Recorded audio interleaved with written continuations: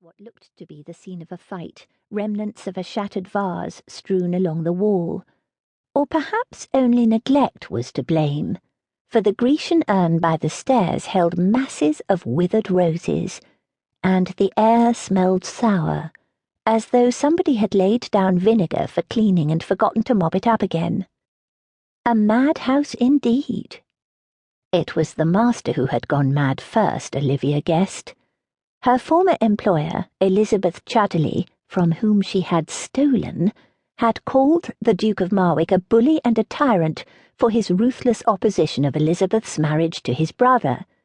But this house suggested he was less exacting of his servants than of his family. How bizarre!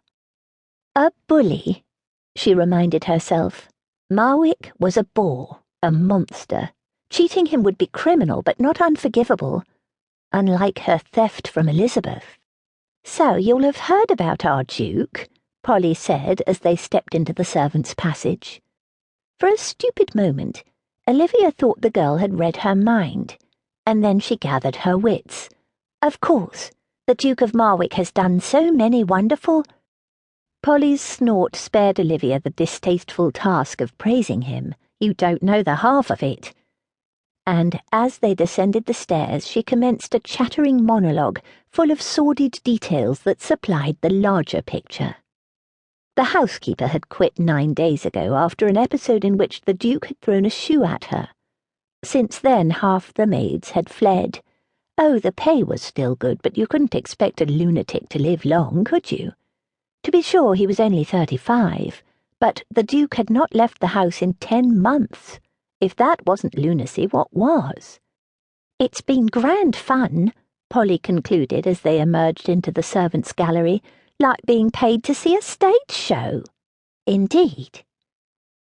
Olivia felt slightly sick. Thanks to the letters she had stolen from Elizabeth, she knew far more of the situation than she should. She even knew why Marwick was deranged.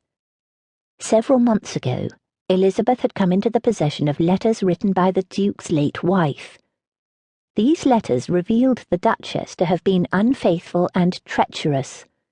The Duke, upon learning it, had turned from a grieving widower into a half-mad hermit, and perhaps a drunkard, too, for what else could have driven him to throw shoes at the housekeeper? Polly banged on the door to the butler's pantry. "You've a new one," she called. The door opened a crack. A hand shot out, pudgy fingers snapping up Olivia's reference. The door slammed shut again. Polly crossed her arms and tapped her foot. Now, she said loudly, "this one looks promising. I swear to you it wasn't Bradley who summoned her." She cut Olivia a grin. One of the footmen thought it'd make a fine joke to summon a painted lady for an interview. Poor Jones. He wasn't amused. Olivia grew conscious of her own increasingly stiff posture. Did the butler have no spine? Why did he not sack Bradley? "That isn't your business," she reminded herself. The disarray of this household would work to her advantage. Her aim was to rifle the Duke's belongings, for his late wife's letters suggested that he kept files on his political colleagues, dossiers that evidenced their crimes.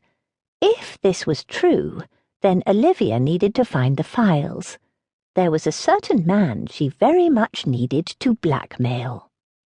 She had anticipated a great many watchful eyes ready to catch her in the act of prying, but this lot, they wouldn't notice if she stole the silver. Assuming any silver remained to be stolen, of course. "You're lucky," Polly said, jarring Olivia from her reverie. "Old Jones is so desperate he'll probably not care that you wear spectacles, but in the normal course ain't much call for a maid who can't see." "Oh." Blinking, Olivia nudged her glasses back up to their proper place. She had never considered that detail. "And you'll have to stop colouring your hair," Polly added with a tisk. "Fine shade of red, but a bit too loud for service."